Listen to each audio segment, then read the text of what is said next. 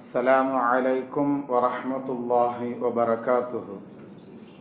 نحمده ونستعينه ونستغفره ونؤمن به ونتوكل عليه ونعوذ بالله من شرور أنفسنا من سيئات أعمالنا. من يهده الله فلا مضل له ومن يضلله فلا هادي له. ونشهد أن لا إله إلا الله وحده لا شريك له. ونشهد أن سيدنا مولانا محمدا عبده ورسوله.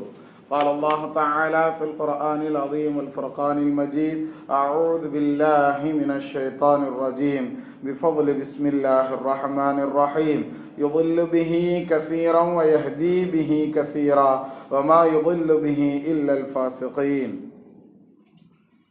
قال نبينا صلى الله عليه وسلم: إذا قلت لصاحبك يوم الجمعة أنصت والإمام يخطب فقد لغوت، أو كما قال عليه الصلاة والسلام والتسليم. صدق الله المولانا العلي العظيم. صدق النبي صلى الله عليه وسلم. رب اشرح لي صدري ويسر لي أمري واحلل عقدة من لساني يفقهوا قولي. سبحانك لا علم لنا إلا ما علمتنا إنك أنت العليم الحكيم. புகழ் அனைத்தும் அல்லாஹ்விற்கே சொந்தம்.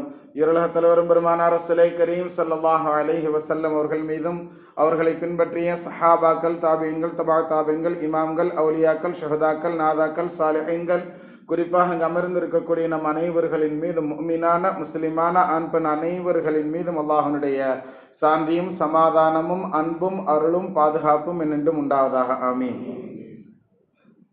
1446 ஹிஜ்ரி ஆண்டு 11வது மாதமான துல்காதாவுடைய மாதம் இது. பிறை 17 ஜும்மாவிலே அமர்ந்திருக்கிறோம். அல்லாஹ்தாலா இந்த ஜும்மாவினுடைய அனைத்து நலன்களையும் அடைந்து கொண்ட நல்லவர்களாகவும் நம் அனைவர்களையும் அல்லாஹ் கபூல் செய்வானா. நோயற்ற வாழ்வை அல்லாஹ்தாலா நம் அனைவர்களுக்கும் நசீபாக்கி தருவானா.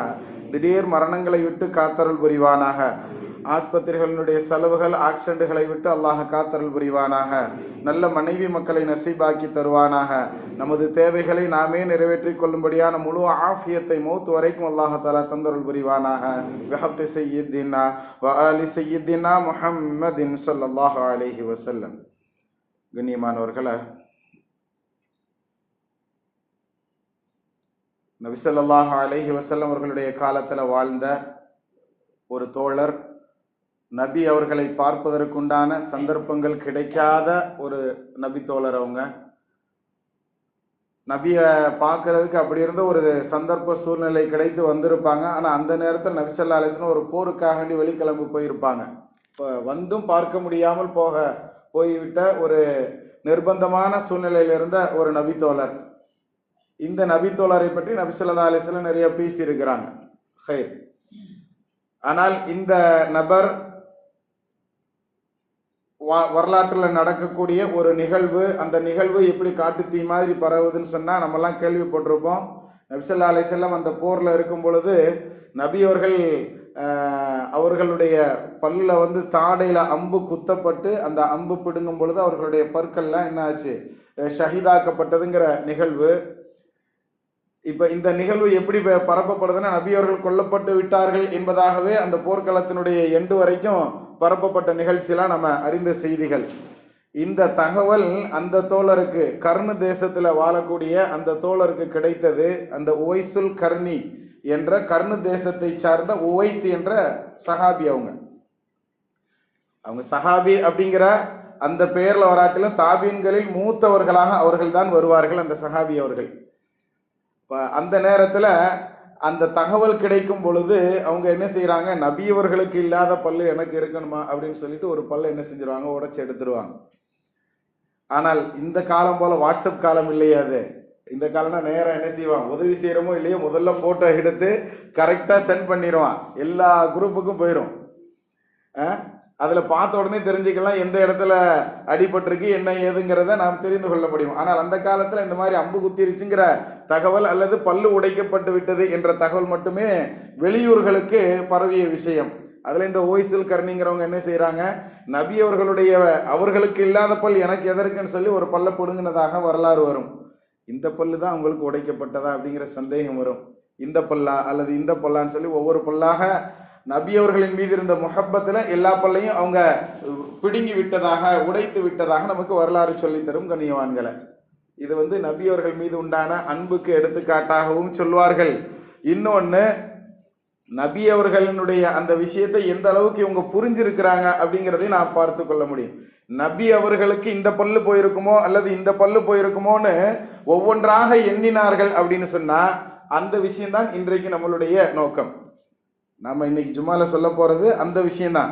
நபி இதை இப்படி செஞ்சிருப்பாங்களோ அல்லது அதை அப்படி செஞ்சிருப்பாங்களோ அப்படிங்கிற தேடலோடு அந்த சஹாபாக்களினுடைய அந்த நபி தோழர்களுடைய அந்த தாபியன்களினுடைய அந்த விஷயம் இருந்திருக்கிறது அப்படின்னு சொன்னா, நம்மளுடைய விஷயத்துல இந்த காலத்துல ஒரு கல்வியை தேடுவதாக இருந்தாலோ அல்லது மற்ற தீன் சம்பந்தமான கல்வியாக இருந்தாலோ அல்லது தீன் சம்பந்தமான ஒரு வணக்க வழிபாடாக இருந்தாலோ அதுல நம்மளுடைய தேடல்கள் எந்த அளவுக்கு இருக்கு அப்படிங்கறத தான் இன்னைக்கு நாம பார்க்க போறோம். நபி அவர்களுக்கு நடந்த ஒரு நிகழ்வு நமக்கும் நிகழணும் அப்படிங்கிறதுக்காக வேண்டி ஒவ்வொன்றாக ஒவ்வொரு பற்களாக பிடுங்கப்பட்ட நிகழ்வு நமக்கு இந்த பல்லா இருக்குமோ அந்த பல்லா இருக்குமோங்கிற அந்த எண்ணம் அவர்களுடைய உள்ளத்துல எப்படி இருந்ததோ அது போன்று நாம், அதாவது பல்ல புடுங்குற விஷயத்துல இல்லாட்டிலும் நாம் அமல் செய்யக்கூடிய வணக்க வழிபாடுகளில் நபி இப்படி செஞ்சாங்களா, இப்படி செய்திருக்கிறார்களா, அல்லது இது எப்படி செய்யணுங்கிறத கேட்டு தெரிந்து கொள்ளக்கூடிய பாக்கியவான்களில் அல்லாஹ் நம்மை கபூல் செய்வானாக கண்ணியவான்கிற. அது சம்பந்தமான விஷயத்த பத்தி பேசுறதுக்கு தான் இன்னைக்கு அரபில ஒரு அருமையான பழமொழி ஒன்று சொல்லுவாங்க. 2வது வகுப்பு படிக்கக்கூடிய மாணவர்களுக்கு பழமொழிக்கு, அதாவது அரபியனுடைய இலக்கணம் எப்படி கையாளப்படுகிறது என்பதை கற்றுக் கொடுப்பதற்காக வேண்டி அந்த பழமொழியில வரக்கூடிய அந்த அரபி நடைகளை என்ன செய்வாங்க, சொல்லி கொடுப்பாங்க. அதுல ஒண்ணு சொல்லக்கூடிய விஷயம்தான் அன்னாஸ் அஅதாஉன் லிமா ஜஹிலு என்பதாகவும் வரும். அதாவது மனிதர்கள் எல்லாமே எப்படிப்பட்ட குணாதிசயம் இருக்குன்னு சொன்னா, தனக்கு ஒரு விஷயம் தெரியல அப்படின்னு சொன்னா அந்த விஷயம் உலகத்திலே இல்லைன்னு நினைச்சுக்கிடுவாங்க. தனக்கு ஒரு விஷயம் தெரியல அப்படின்னு சொன்னா தனக்கு தெரியாத ஒரு விஷயம் இருக்கு என்பதாக சொல்லப்படும் பொழுது, பேசப்படும் பொழுது அப்படி ஒண்ணுமே இல்லையே அப்படின்னு தான் நினைத்துக் கொள்வான். தெரியாத ஒரு விஷயத்திற்கு மனிதன் எப்பொழுதுமே விரோதி என்பதாக அந்த பழமொழியில் சொல்லப்படக்கூடிய கருத்து. அந்த அடிப்படையில் நாம இன்னைக்கு நிறைய விஷயங்களை இப்படித்தான் செய்யணுமா அப்படிங்கிறதே தெரியாம எவ்வளவோ விஷயங்களை நாம் செய்து கொண்டு இருக்கிறோம். எத்தனையோ விஷயங்கள், ஆகமான விஷயங்களை விட்டு கொண்டு இருக்கிறோம் என்பதை பற்றி உண்டான சென்ற வாரத்தினுடைய தொடர் தான் இது. அல்லாஹ் குர்ஆன் ஷரீஃப்ல ஒரு வசனத்துல சொல்லுவான், யுதில்லு பிஹி கஸீரன் வ யஹ்தி பிஹி கஸீரா. பக்ராவினுடைய 2வது சூராவான பக்ராவினுடைய 26வது வசனம் இது. அல்லாஹ் அருமையாக சொல்லுவான், யுதில்லு பிஹி கஸீரா. இந்த குர்ஆனை கொண்டு அல்லாஹ் தஆலா நிறைய பேருக்கு நேர்வழியை கொடுக்கிறான். யுதில்லு பிஹி கஸீரா, அதாவது வழி தவற செய்து விடவும் செய்கிறான். நிறைய பேருக்கு நேர்வழியையும் அல்லாஹ் காட்டுகிறான். பாவிகளை தவிர, தீயவர்களை தவிர மற்றவர்களுக்கு எல்லோருக்கும் இது நேர்வழியை காட்டும். பாவிகளுக்கும் தீயவர்களுக்கும் இந்த குர்ஆன் என்பது வழி கெடுக்கும் என்ற செய்தியை அல்லாஹ் தஆலா அந்த வசனத்துல, அந்த 26வது வசனத்துல ரொம்ப தெளிவாக சொல்லி தருவான் கண்ணியத்திற்குரியவர்களை. ஆக நம்மளுடைய தீனுல் இஸ்லாத்துல நாம இருக்கிறோம் அப்படின்னு சொன்னா, நாம் இருக்கக்கூடிய, நாம் செய்யக்கூடிய ஒவ்வொரு நிலைகளையும் ஒவ்வொரு செயல்களையும் அதனை அறிந்து செய்வது, அதை இப்படித்தான் நபி செஞ்சாங்களாங்கிறத தேடி தேடி செய்வது என்பது ஒவ்வொருவரின் மீதும் சரியான கடமையாக இருக்கிறது கண்ணியத்திற்குரியவர்களை. நாம் அன்றாடம் செய்யக்கூடிய செயல்கள், அதிலும் வாரத்திற்கு ஒரு முறை செய்யக்கூடிய இந்த ஜும்ஆவுடைய தொழுகை கூட நாம் ஒவ்வொரு தடவையும் சொல்லக்கூடிய செய்திதான். நபி ஸல்லல்லாஹு அலைஹி வஸல்லம் ரொம்ப அருமையா சொல்லுவாங்க, எவர் ஒருவர் அதிகாலை குளித்து ஜும்மாவுக்குன்னு சொல்லி குளிச்சுட்டு, அன்றைக்கு தலைக்கு எண்ணெய் வச்சுட்டு, கண்ணுக்கு சுருமா இட்டுட்டு, மிஸ்வாக்கு சுண்ணத்தை நிறைவேற்றணுங்கிறக்காக மிஸ்வாக் செய்து விட்டு, இந்த காலத்துல எல்லாருமே இந்த சின்ன பிரஷ் பண்றோம் இல்லையா, பிரஷ் பண்ணும்போது கூட ரப்பே மிஸ்வாக்கினுடைய எண்ணம் அப்படின்னு சொல்லி மிஸ்வாக்குன்னு நினைச்சுக்கிட்டு நீங்க என்ன செய்யலாம், இப்ப பிரஷ் பண்றது கூட நம்மளுக்கு மிஸ்வாக் செய்த நன்மையை தருங்கிறத ஞாபகத்துல வச்சுக்கோங்க. இருந்தாலும் மிஸ்வாக் குச்சியை வச்சு செய்யறது அது தனி நன்மையை பெற்று தரக்கூடியது அப்படிங்கிறத விளங்கிக்கிடலாம். ஹைர். அப்ப பல்லு தேய்க்கிறது, அதே மாதிரி குளிக்கிறது பல்லு தேய்க்கிறதெல்லாம் சாதாரண விஷயம் தானே, அன்றாடம் நாம் செய்யக்கூடிய விஷயம் தானே. இருந்தாலும் இந்த விஷயத்தை கூட நபி ஜும்மா அன்னைக்கு செஞ்சிருக்கிறாங்க. இது ஜும்மாவுடைய சுன்னத்துன்னு நினைச்சு நாம செஞ்சோன்னு சொன்னா, குளிச்சதன் மூலம் கிடைக்கக்கூடிய உடம்பினுடைய வேர்வை நாற்றம் நீங்கிறது ஒரு பிரயோஜனமாக இருந்தாலும் நன்மை என்ற பொக்கிஷங்கள் நமக்கு கிடைக்குங்கிறதையும் நாம விளங்கிக்கணும் கண்ணியத்திற்குரியவர்களை.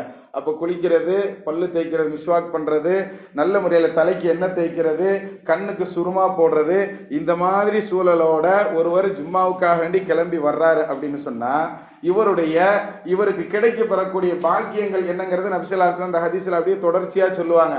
அப்படி வர்றவர் பள்ளிக்காக வேண்டி வீட்டிலேயே ஒது செஞ்சுட்டு வந்தார் அப்படின்னு சொன்னா அவர் எடுத்து வைக்கக்கூடிய ஒவ்வொரு எட்டுக்கும் அல்லாஹ் தஆலா நிறைய நன்மைகளை கொடுக்கிறான்.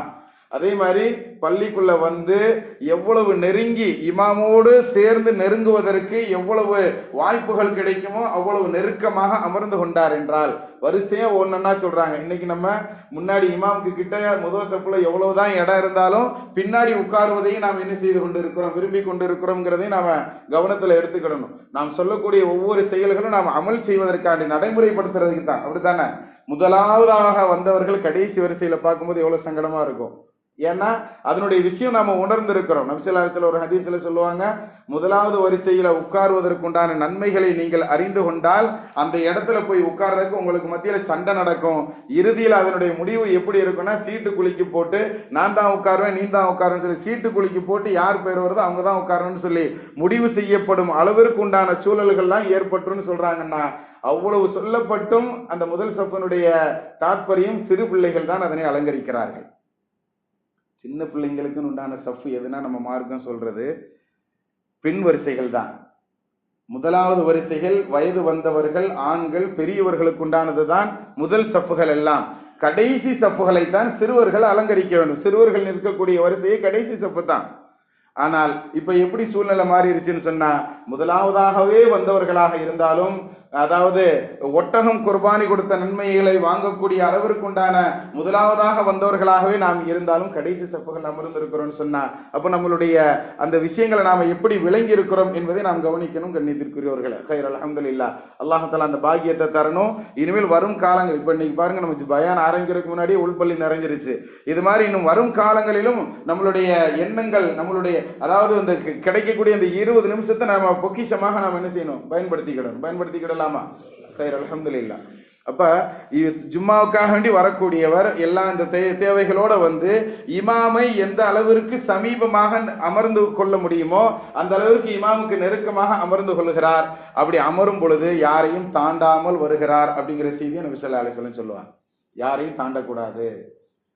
இமாமுக்கு நெருக்கத்தில் அமரணுங்கும் போது ஒரு இடம் இங்கனக்குள்ள காலி இருக்கு அப்படின்னு சொன்னா அந்த இடத்தில் அமர்வதற்காக ஒருத்தவங்க வர்றாங்கன்னா யாரையும் தாண்டாம வரணும் அப்படிங்கறத நமக்கு நபி ஸல்லல்லாஹு அலைஹி வஸல்லம் சொல்றாங்க. இருவர்களுக்கு மத்தியில பிரித்து விட்டு நாம் தாண்டி வருவது என்பதையும் கூடாது என்பதாக நமக்கு நபி ஸல்லல்லாஹு அலைஹி வஸல்லம் சொல்லி தர்றாங்க. இன்னும் கொஞ்சம் ஹாஷா, கொஞ்சம் கடுமையாக ஒரு வார்த்தையும் கூட வரும். யாராவது அது போன்று இருவர்களுக்கு மத்தியில பிளந்து கொண்டு தாண்டி கொண்டு ஒருவர் வருகிறார் அப்படின்னு சொன்னா அவர் நரகத்தை நோக்கி வருகிறார் அப்படிங்கிற செய்தியை நபி ஸல்லல்லாஹு அலைஹி வஸல்லம் சொல்றாங்க.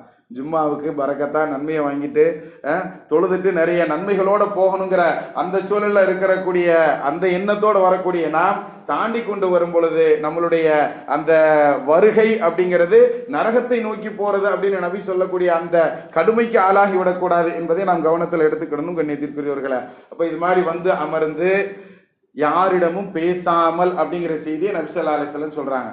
அபூ ஹுரைரா ரலியல்லாஹு தஆலா அன்ஹு அவர்கள் அது சம்பந்தமான ஒரு ஹதீஸ்ல சொல்லும் பொழுது ரொம்ப அருமையாக சொல்லி தருவாங்க. ஜும்மாவுடைய தினத்துல அமர்ந்திருக்கும் பொழுது ஒருவர் பேசிக் கொண்டிருப்பவரை பார்த்து பேசாத அப்படின்னு சொல்லுபவர் கூட குற்றவாளியாக ஆகிவிடுகிறார். அவருக்கு ஜும்மாவுடைய நன்மை கிடைக்காதுங்கிற செய்தியை நமக்கு நபி ஸல்லல்லாஹு அலைஹி வஸல்லம் சொல்லி தர்றாங்க. ஆனா இன்னைக்கு நாம இமாமுடைய பயான் குத்துபாங்கிறத ஆரம்பித்து விட்டாலும் அந்த விஷயங்கள்லாம் நம்மள்ட்ட எப்படி இருக்கு அப்படிங்கறத கொஞ்சம் கவனத்துல எடுத்து பாருங்க. ரொம்ப கவனக்குறைவாக அதெல்லாம் செய்யலாம், இந்த விஷயங்கள் செய்யலாம், அந்த விஷயங்கள் செய்யலாம், நமக்குள்ள நாமெல்லாம் என்ன செஞ்சுக்கிறோம், நிறைய விஷயங்களை கற்பனை பண்ணிக்கிட்டு அதை நாம் செய்து கொண்டு இருக்கிறோம். இப்ப உட்கார்ந்து இருக்கும் பொழுது வயதானவங்க வர்றாங்கன்னு சொன்னா, பயான் ஆரம்பிக்கப்பட்டுருச்சு அப்படின்னு சொன்னா, குத்துபா ஆரம்பிக்கப்பட்டுருச்சு அப்படின்னு சொன்னா அந்த நேரத்துல அமைதி காத்து அமைதியா அமர்ந்து இருக்கிறது தான் சிறப்பு. வர்றவங்கிட்ட முஸ்தாபஹா செய்யறதோ சலாம் சொல்லி பேசுறதோ இதற்கு அனுமதி கிடையாது பள்ளிவாசல்ல. அதுலயும் இமாமனுடைய குத்துபா நடந்து கொண்டு இருக்கும் பொழுது அதை தவிர்த்துக் கொள்வதுதான் சிறந்தது. அதையும் மீறி நாம் சலாம் சொல்வது கூட, பேசுறால பார்த்து பேசாமன்னு சொன்னாலே ஜும்மானுடைய நன்மை போயிரும்னு சொன்னா, நாம் சலாம் சொல்வதோ அல்லது முஸ்தாபஹா முஆனகா செய்யறதோ நம்மளிடத்துல எந்த அளவிற்கு பாதிப்பை, நம்மளுடைய ஜும்மானுடைய நன்மையை அது இழக்க செய்யும் அப்படிங்கறத நாம் கவனத்தில் எடுத்துக்கொள்ள வேண்டும். கண்ணியத்திற்குரியவர்களே, அல்லாஹ் விளங்கக்கூடிய பாக்கியவான்கள் நம்மை கபூல் செய்வானாக. அடுத்து அப்படி ஜும்மாக்கு வந்தவர் யாரையும் தாண்டாம யாரையும் பிரிக்காம அப்படி கிடைக்கிற இடத்துல அமர்ந்து இமாமனுடைய எல்லா விஷயங்களையும் கேட்டு அன்றைய தினத்தினுடைய அந்த ஜும்மாவை சரியான முறையில் கழித்து விட்டார் அப்படின்னு சொன்னா, இவருக்கு இந்த ஜும்மா இப்படி தொழுதார் பாருங்க, இந்த ஜும்மா முதல் அடுத்த ஜும்மா வரைக்கும் அல்லாஹ்தாலா இவருடைய குற்றங்களை மன்னிக்கிறான் என்ற செய்தியை நமக்கு நபி ஸல்லல்லாஹு அலைஹி வஸல்லம் கிடைக்கிற பிரயோஜனம் என்ன அப்படிங்கறத கடைசியாக சொல்றாங்க. இப்படி ஒருவர் இந்த ஜும்மாவை கழிச்சிட்டாருன்னு சொன்னா அடுத்த ஜும்மா வரைக்கும் இவருடைய பாவங்களை அல்லாஹ் மன்னிக்கிறான்.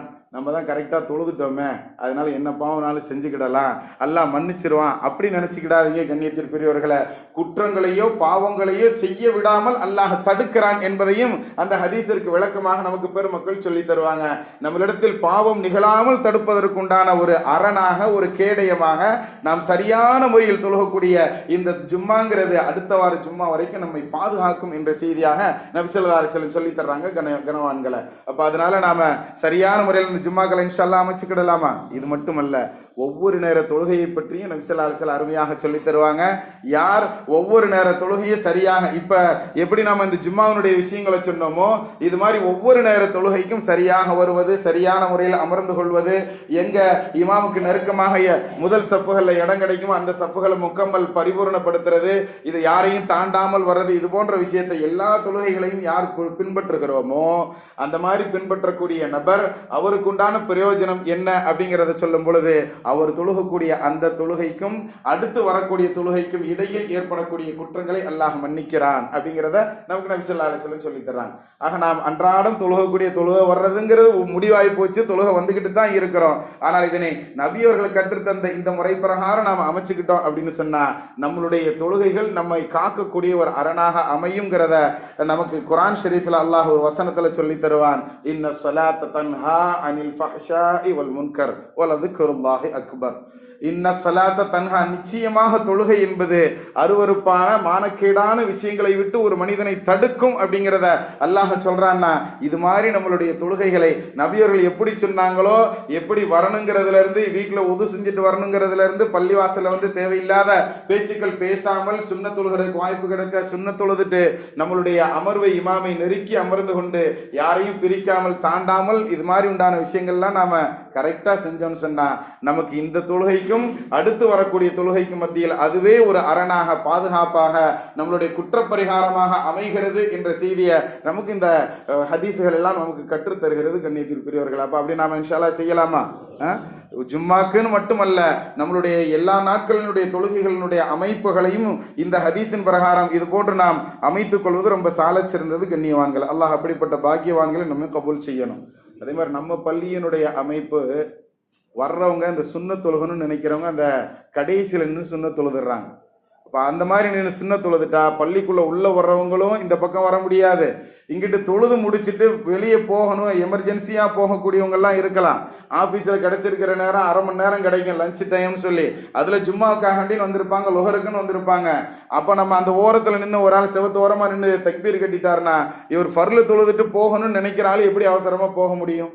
அடுத்தவங்க வெளியே போறதுக்கும் நாம ஒரு தடையாக அங்க, ஏன்னா தொழுகும் பொழுது குறுக்க போறதுங்கிறது ஒரு பாவமான விஷயங்கிறத நம்மளுடைய சிறு பிள்ளைகள்ல இருந்து எல்லாருக்கும் சொல்லி கொடுக்கணும். நபி ஸல்லல்லாஹு அலைஹி வஸல்லம் தொழுது கொண்டு இருப்பவருக்கு குறுக்க போகாதீங்க, அப்படி குறுக்க போறது அதனுடைய தண்டனையை பத்தி நீங்க விளங்கிக்கிட்டீங்கன்னு சொன்னா 40 நாள் ஆனாலும் அங்கேயே நிற்பீங்க, ஒரு தொழுது முடிச்சதுக்கு அப்புறம் போய்க்கலான்னு சொல்லி.